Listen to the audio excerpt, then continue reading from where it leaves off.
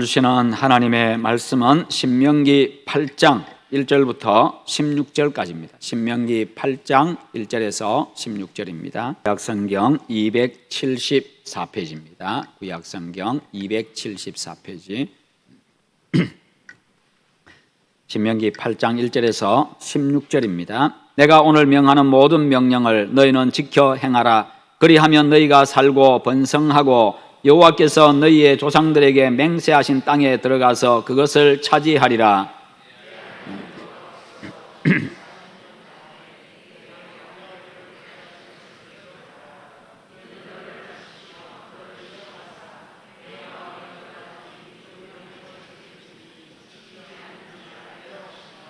너를 낮추시며 너를 줄이게 하시며 또 너도 알지 못하며 내 조상들도 알지 못하던 만나를 내게 먹이신 것은 사람이 떡으로만 사는 것이 아니요 여호와의 입에서 나오는 모든 말씀으로 사는 줄을 내가 알게 하려 하심이니라.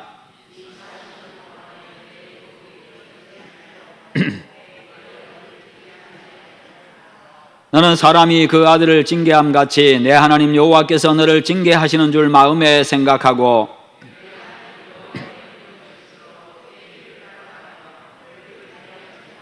내 하나님 여호와께서 너를 아름다운 땅에 이르게 하시나니 그곳은 골짜기든지 산지든지 시내와 분천과 샘이 흐르고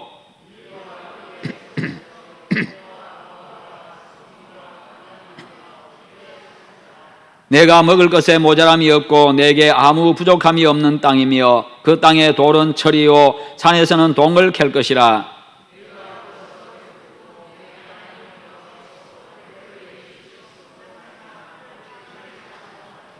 내가 오늘 내게 명하는 여호와의 명령과 법도와 규례를 지키지 아니하고 내 하나님 여호와를 잊어버리지 않도록 삼갈지어다.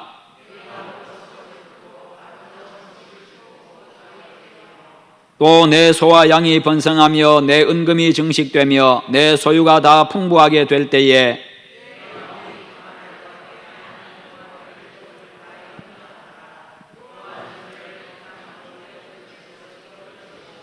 너를 인도하여 그 광대하고 위험한 광야 곧 불뱀과 전갈이 있고 물이 없는 간조한 땅을 지나게 하셨으며 또 너를 위하여 단단한 반석에서 물을 내셨으며 내 조상들도 알지 못하던 만나를 광야에서 내게 먹이셨나니 이는 다 너를 낮추시며 너를 시험하사 마침내 내게 복을 주려 하심이었느니라. 아멘. 오늘 말씀의 제목 같이 한번 읽어봅니다. 광야 길을 걷게 하신 하나님. 아멘.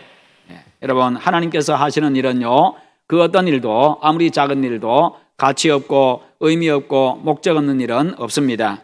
하나님께서는 하시는 모든 일에 거룩한 목적을 두고 행하십니다. 오늘 본문에서 모세는요, 이스라엘 백성들을 모아놓고 그들이 40년 광야 생활을 했는데 너희들이 광야 생활 40년 동안 모진 고통, 여러 가지 힘겹고 어렵고 고통 가운데 있었는데 그 고통의 목적이 무엇인지, 하나님이 그 길을 걷게 하셨는데 왜 그렇게 하셨는가 하는 것을 이야기해 주고 있습니다. 가나안까지의 이 거리를 보면요, 신명기 1장 2절에 보면 이 당시 호렙산에서 세일사를 지나서 그 다음에 가데스 바네아까지 가는 데 있어서 10하루길이면 된다고 이야기를 했습니다. 그 길을 다 가기까지 무려 40년이 걸렸습니다. 10하루길을 40년에 걸쳐서 가게 된 겁니다. 그러니 얼마나 많은 고생을 했겠습니까? 평탄한 길도 아니고요, 물도 넉넉하고 먹을 것도 넉넉한 그런 길도 아니고 아무것도 먹을 것도 없고 참으로 밤이면 춥고 낮이면 덥고요, 참으로 험악한 길이었습니다. 거기다가 대적들도 나타납니다. 그 40년 세월 동안 그들은 말할 수 없는 고통과 희생을 치러야 했습니다. 그런데 그 모든 것이 하나님께서 하신 일이다라고 성경은 분명하게 말씀합니다. 2절 말씀에 보면 내 하나님 여호와께서 이 40년 동안에 내게 광야길을 걷게 하신 것을 기억하라. 내 하나님 여호와께서 이 40년 동안에 너에게 광야길을 걷게 하신 것을 기억하라, 이렇게 말씀하고 있습니다. 그러면 하나님께서 이스라엘 백성들이 메마르고 험한 이 광야길을 걷게 하신 목적은 무엇입니까? 첫째는 그들을 겸손하게 만들기 위함이었습니다. 2절과 3절과 16절에 보면요, 이는 너를 낮추시며, 그리고 너를 낮추시며, 이는 다 너를 낮추시며, 3번씩이나 너를 낮추시며라고 이렇게 반복해서 강조하고 있습니다. 그것을 볼 때에 광야 생활의 첫 번째 목적은 이스라엘 백성들을 철저히 낮추는 데 있었습니다. 이것이 가장 중요하다는 것입니다. 그들을 철저히 낮추는 데 가장 큰 목적을 두고 그렇게 행했다는 거지요. 이는 이스라엘 백성들이 그만큼 교만했음을 알 수가 있습니다. 430년 동안이나 비참하게 종살이를 하다가 전적인 하나님의 은혜로 해방되었음에도 불구하고 그들 속에는 교만함이 남아 있었습니다. 이는 이전에 자신들이 얼마나 절망적이고 비참한 존재였는지를 망각한 데서 말미암은 겁니다. 다시 말해서 쉽게 말하면요, 주제 파악을 못하고 있는 겁니다. 종인 주제에 교만했습니다. 무능한 주제에 교만했습니다. 은혜를 은혜로 알지를 못했습니다. 교만은 사람을 그렇게 만드는 겁니다. 그런 이스라엘 백성들이 그들이 원하는 대로 쉽게 가나안을 정복해가지고 들어갔다고 한다면 그들의 교만은 극에 달했을 겁니다.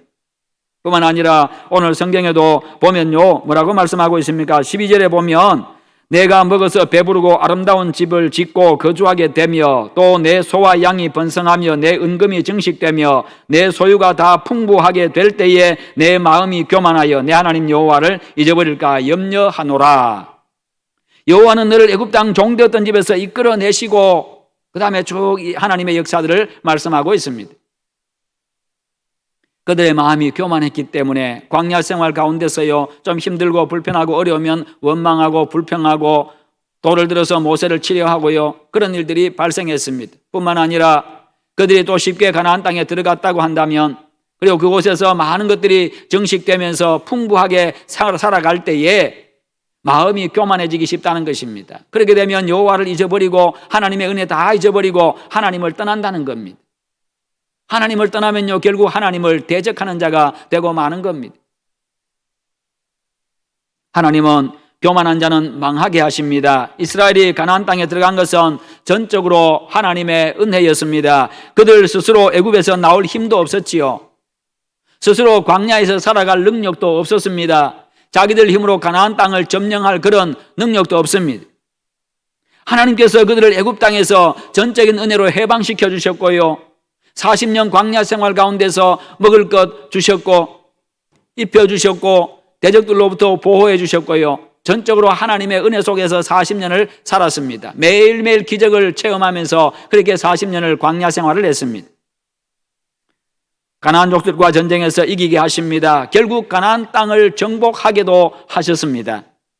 우리 인생도 돌이켜보면 지나간 모든 생애가요, 하나님의 은혜 없이는 된 것이 없습니다. 당신의 전적인 은혜로 우리가 죄와 사망에서 구원을 받았습니다. 그런 우리와 늘 함께 하시면서 때를 따라 도우시는 은혜로 역사하십니다. 우리를 인도하십니다. 바른 길을 가르쳐 주십니다. 지도해 주십니다. 보호해 주십니다. 공급해 주십니다. 그러므로 우리는 오직 하나님의 은혜에 감사할 것밖에 없지요. 오직 그 하나님 여호와 구원의 하나님만을 경외하며 살아갈 것밖에 없습니다. 그 하나님 앞에 늘 겸손할 것밖에 없습니다. 하나님께서 생명을 주시지 아니하면, 지켜주지 아니하면 우리가 존재할 수도 없는 그런 미약한 존재이기 때문입니다. 하나님께서 건강 주셔가지고 오늘 이 예배 자리에도 여러분들이 나올 수가 있었습니다. 감사하시기를 축원합니다. 우리가 살아가고 있다는 사실 그 자체가 기적이고 감격스러운 일입니다. 내가 오늘 살아있는 이 자체가요, 기적입니다. 이 자체가 참으로 감격스러운 일입니다. 우리는 오늘 아침에 당연한 듯 눈을 떴고 당연한 듯 오늘을 맞이한다고 생각하면서 이 하루를 시작했을지도 모릅니다. 당연히 내일이 있을 것이라고 생각했던 사람들 어젯밤에 잠들고, 그리고 오늘 아침에 눈 뜨지 못한 사람들이 오늘도 굉장히 전 세계에 많이 있을 겁니다. 당연한 게 아니라는 거지요.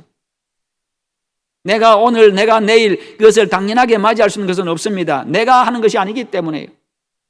하나님이 은혜 주셔야 오늘도 내가 살아갈 수 있는 거고 내일도 맞이할 수가 있습니다. 뿐만 아니라 우리의 지식도 명예도 가정도요, 우리가 활동하는 이 활동의 영역도 모두 하나님께서 우리에게 은혜로 허락해 주신 것들입니다. 그러나 그것을 모르면요, 내 힘으로 된 줄로 착각하게 되고 결국에는 교만하게 됩니다. 남이 알아주지 아니하면 서운해합니다. 상처를 받습니다. 그게 사람의 모습입니다. 그래서 늘 모든 것이 하나님의 은혜구나, 하나님의 은혜가 아니고는 된 것이 아무것도 없구나, 나는 참으로 하나님의 은혜 속에 살아가구나, 모든 것이 감사할 것밖에 없구나, 늘 하나님 앞에서 겸손하게 그렇게 하면 참으로 복된 삶을 살아갈 수가 있게 됩니다. 늘 하나님 앞에 겸손하고 늘 감사하는 여러분 되시기를 축원합니다. 그러면 여러분의 인생 가운데 하나님께서요 하늘문 활짝 여시고 겸손한 자에게 은혜를 베푸시는 겁니다. 어떤 장로님이 천국에 갔습니다. 천국문을 열리고 천국문을 들어서는 순간에 예수님께서 나오셔가지고 아주 반갑게 맞이해 줍니다. 참 잘 왔다. 그동안 참 수고 많이 했다. 그렇게 하면서 맞이해 줍니다. 그리고는 천국 이곳저곳을 구경을 시켜줍니다. 구경시켜주고는 이제 배고프니까 아주 근사한 식당으로 데리고 갔습니다. 그런데 그곳에 가서 보니까 이전에 같은 교회에서 신앙생활했던 집사님 한 분이 식사를 하고 있습니다. 가만히 보니까 아주 맛있는 탕수육하고 그렇게 여러 가지 음식을 먹고 있습니다. 그래서 속으로 생각합니다. 자기도 먹고 싶은데 생각합니다. 야, 저 집사가 탕수육 먹고 있으면 나는 오늘 중국 요리 풀세트로 나오겠다. 그렇게 생각을 하고 기다리고 있습니다. 그런데 좀 이따가 예수님께서 음식을 가지고 나오신데 보니까 짜장면 한 그릇하고 단무지 몇 조각 가지고 나오셨습니다. 예수님, 이게 답니까? 그래, 다야. 그 순간 이 장로님 마음에 이 분이 치밀어 화가 났습니다. 그래서 아니 예수님, 제가 장로인데 장로를 푸대접 하십니까? 저 집사는 탕수육을 주시고 왜 나는 짜장면하고 단무지 몇 조각만 주십니까? 그렇게 이렇게 화를 냈더니요 예수님 하시는 말씀이 얘야, 아무 소리 하지 말고 먹어라. 너희 교회 목사는 지금 밥도 못 먹고 짜장면 배달 나갔다.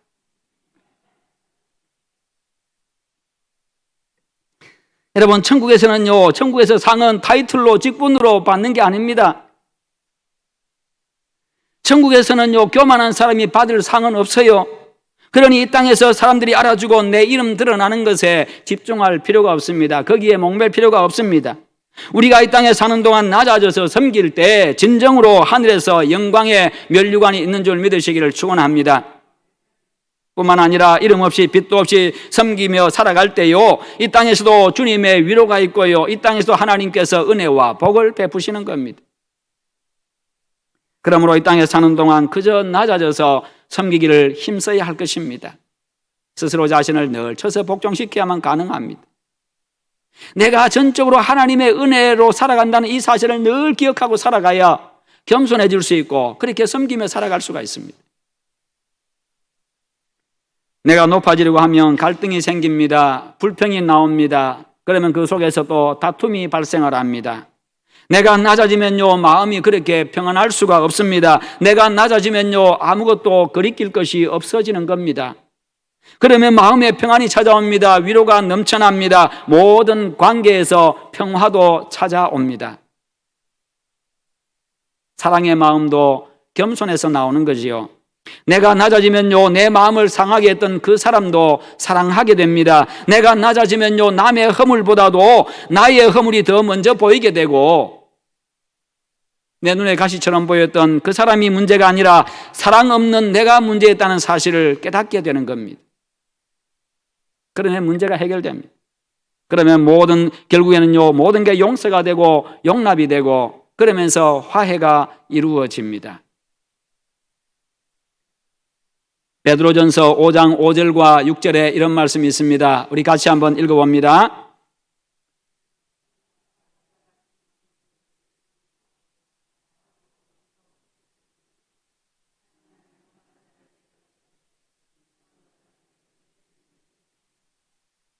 아멘. 네. 그 다음에 또 봅시다. 그러므로 하나님의 능하신 손 아래에서 겸손하라. 때가 되면 너희를 높이시리라. 아멘. 그렇습니다. 하나님은 교만한 자는 대적하시지만 겸손한 자에게는 은혜를 주신다. 하나님의 능하신 손 아래에서 겸손하라. 그리하면 때가 되면 너희를 높여주시리라.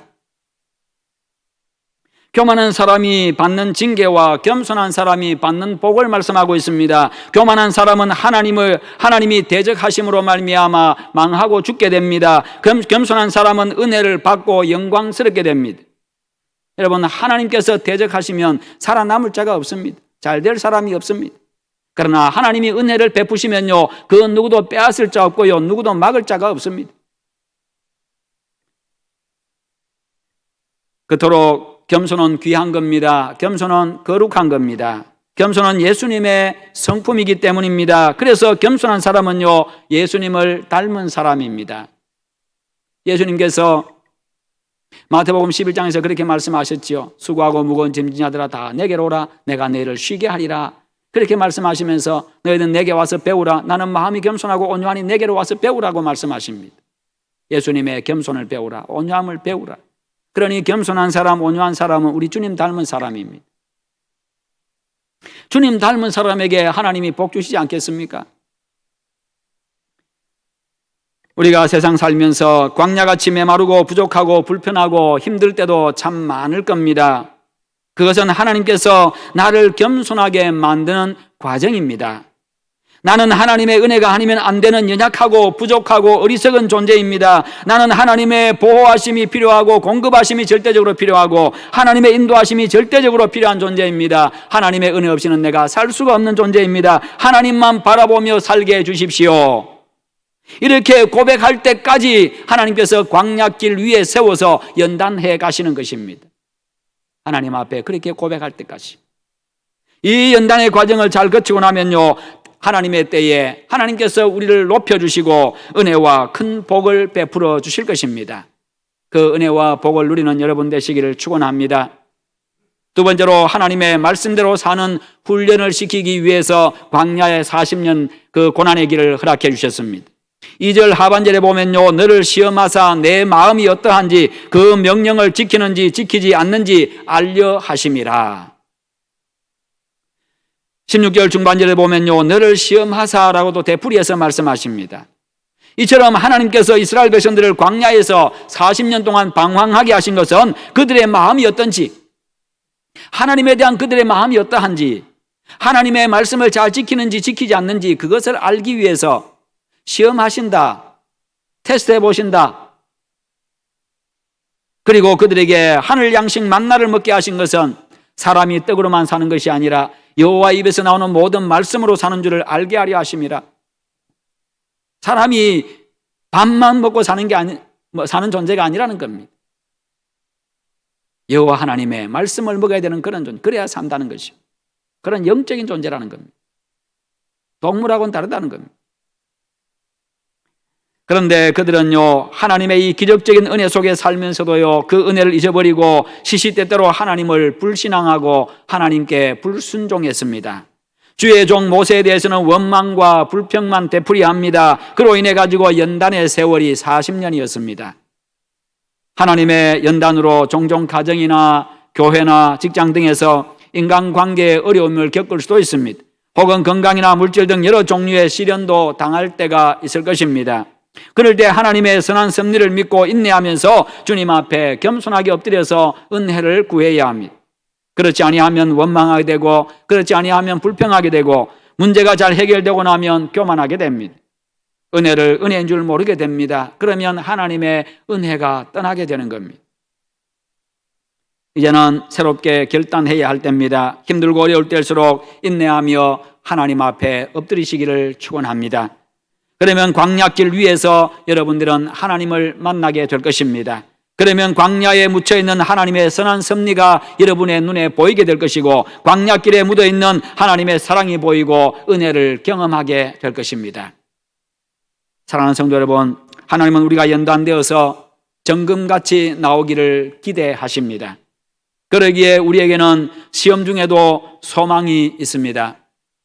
미국 아이오와주에 있는 어느 교회에서 열심히 섬기던 패트 반지라는 장로님이 교회를 하다가 그만 상처를 받고 말았습니다. 낙심이 되어서 교회를 떠날까도 생각했습니다만, 한 번은 교회 갔다가 회의를 마치고 나오는 길에 교회 앞길에서 꽃을 파는 할머니 한 분을 발견하게 됩니다. 그 모습을 보니까 대단히 가난한 할머니였습니다. 그런데 그 할머니는 아주 환하게 웃으면서 꽃을 팔고 있었습니다. 꽃도 몇 송이 갖다 놓지 아니하고 파는데 늘 흥얼흥얼 찬송하면서 꽃을 팔고 있습니다. 너무나도 의아하게 보였습니다. 저렇게 힘겹게 살면 얼굴도 어둡고 해야 될 텐데 오히려 얼굴이 환합니다. 그의 입술에서는 찬송이 흘러나옵니다. 그래서 가서 묻습니다. 아니, 꽃 몇 송이 들고 파는 형편에 뭐가 그렇게 즐거우십니까? 할머니는 괴롭고 걱정되는 일이 없으십니까? 왜 없겠어요? 내가 살아온 만큼이나 많지요. 그런데 그럴 때마다 나는 예수님을 생각합니다. 우리 예수님은 양 손과 발에 못 박히시고 창에 찔려서 돌아가셨지요. 그래서 사흘째 되는 날 그분은 부활하셔서 우리의 소망이 되셨습니다. 그래서 나는 고통스럽고 앞이 캄캄할 때마다 사흘만 참자, 사흘만 참자. 고통은 사흘뿐이다. 사흘만 소망을 잃지 말자. 그렇게 하면서 내가 다짐하고 그렇게 내가 참습니다. 이 말에 은혜를 받고 마음을 잡고 아무리 가슴 아프고 힘들어도 사흘만 참자 하면서 어려움들을 다 이겨냈다고 합니다. 결국 그것이 쌓여가지고 수십 년의 세월이 되었습니다. 그 인고의 세월을 보내는 가운데 갈등 관계에 있던 사람들과의 관계도 다 회복되어서 화평하게 되었다고 합니다. 그렇습니다. 우리의 인생 가운데도 때로는 시험이 있습니다. 남모르는 아픔들이 있지요. 슬픔과 이유를 알 수 없는 답답한 일도 우리는 경험하면서 살아갑니다. 그러나 하나님의 선한 섭리를 믿는 믿음으로 잘 이겨내시기를 축원합니다. 그 시간들은 길지 않습니다. 잠깐입니다. 잠깐 인내하고 그렇게 지나가다 보면요, 하나님께서 이길 힘도 주시고 결국에는 소망의 빛을 보게 되는 것입니다. 그러면 다듬어지지 않았던 아는 쇳덩어리처럼 거칠고 볼품없었던 내가요, 시련이라고 하는 이 용광로를 거치면서 결국 정금같이 나오게 되는 것입니다. 그래서 바울은요, 로마서 5장 3절과 4절에서 이렇게 이야기합니다. 같이 한번 읽어봅니다. 다만 이뿐 아니라 우리가 환난 중에도 즐거워하나니 이는 환난은 인내를, 인내는 연단을, 연단은 소망을 이루는 줄 알미로다. 아멘. 이게 바울의 고백입니다. 하나님은 연단을 통해서 하나님의 큰 뜻을 이룰 계획이 있음을 믿고 인내하며 잘 이겨내므로 정금 같은 믿음의 사람으로 거듭나시기를 축원합니다. 세 번째로 광야길을 걷게 하신 궁극적인 목적은요, 내게 복을 주시기 위함이라는 것입니다. 7절부터 10절까지 다시 한번 더 읽어보겠습니다. 7절부터 10절입니다. 시작. 내 하나님 여호와께서 너를 아름다운 땅에 이르게 하시나니 그곳은 골짜기든지 산지든지 시내와 분천과 샘이 흐르고 밀과 보리의 소산지요 포도와 무화과와 석류와 감람나무와 꿀의 소산지라. 내가 먹을 것에 모자람이 없고 내게 아무 부족함이 없는 땅이며 그 땅의 돌은 철이요 산에서는 동을 캘 것이라. 내가 먹어서 배부르고 내 하나님 여호와께서 옥토를 내게 주셨으므로 말미암아 그를 찬송하리라. 아멘. 하나님께서 이렇게 가나안에 들어가게 하셔서 이 가나안의 이 풍성함을 누리게 하기 위해서 복 주시기 위해서 그렇게 했다는 겁니다. 광야 40년 걷게 하셨다는 겁니다. 그리고 16절 하반절에 보면요, 마침내 내게 복을 주려 하심이었느니라. 이렇게 다시 한번 더 분명하게 말씀합니다. 이는 우리를 향한 하나님 아버지의 깊은 사랑을 보여줍니다. 이것이 아버지의 마음이지요. 하나님 아버지께서 사랑하시는 당신의 자녀들을 광야에서 모질게 훈련시키는 동안 얼마나 애가 탔겠습니까? 이게 부모의 마음입니다. 훈련의 성과가 빠르게 나타나서 이 기간들이 빨리 지나갔으면 참 좋겠는데 그러지를 못했습니다. 오늘 좀 변화되는가 싶었는데 내일이면 또다시 원점으로 돌아갑니다. 그러다 보니 고된 훈련 기간이 점점 늘어났습니다. 우리를 연단해서 낮추시는 것도 결국은 우리에게 복 주시기 위함입니다. 먼저 하나님이 주시는 복 담을 만한 그릇이 되게 하시는 겁니다. 먼저 그릇을 만드는 것이요, 복을 주는 것보다 그게 우선입니다. 왜냐하면 그러지 아니하면 복을 주어도 복인 줄 모릅니다. 은혜를 받아도 은혜인 줄 모릅니다. 받은 복 다 쏟아버립니다. 나중에는요, 복이 화가 되게 합니다. 이스라엘은 광야의 고된 연단 후에 드디어 가나안 땅에 이르게 되었습니다. 그 세월이 40년이었습니다. 그들이 들어간 땅은요, 하나님의 말씀대로 과연 젖과 꿀이 흐르는 땅이었습니다. 우리의 인생도 하나님께서 연단하신 후에는 풍성한 복을 주십니다. 이런 소망이 있기 때문에 우리는 현재의 고난에도 슬퍼하지 않고 다 참을 수가 있는 겁니다. 이 사실을 믿으면 고난 가운데도 감사할 수가 있습니다. 그래서 로마서 8장 18절에 현재의 고난은 장차 우리에게 나타날 영광과 비교할 수 없도다라고 했습니다. 현재의 고난은 장차 우리에게 나타날 영광과 비교할 수 없도다. 그 영광이 있기 때문에 현재의 고난도 우리가 감내할 수가 있는 겁니다. 여러분, 때로는 힘들고 어려운 광야길을 걸을 때가 있을 겁니다. 세상이 그렇습니다. 그러나 두려워하지 마십시오. 그러나 여러분, 염려하지 마십시오. 원망도 불평도 거두시기를 바랍니다. 하나님이 나를 겸손하게 하시고 하나님의 말씀대로 살게 하셔서 마침내 나에게 복 주시기 위함입니다. 이것이 광야길을 걷게 하신 하나님의 거룩한 프로젝트입니다. 하나님은요, 어떻게든지 우리가 복 받는 사람이 되기를 원하시는 분이십니다. 그러므로 인생의 광야 여정에서 오는 연단의 과정을 잘 인내하면서 훈련 잘 받으시기를 축원합니다. 그래서 여러분과 가정과 우리 교회에 하나님께서 주시는 복으로 말미암아서 적과 꿀이 흐르는 풍성하고 행복한 이 가나안 시대가 활짝 열리게 되기를 주님의 이름으로 축원합니다.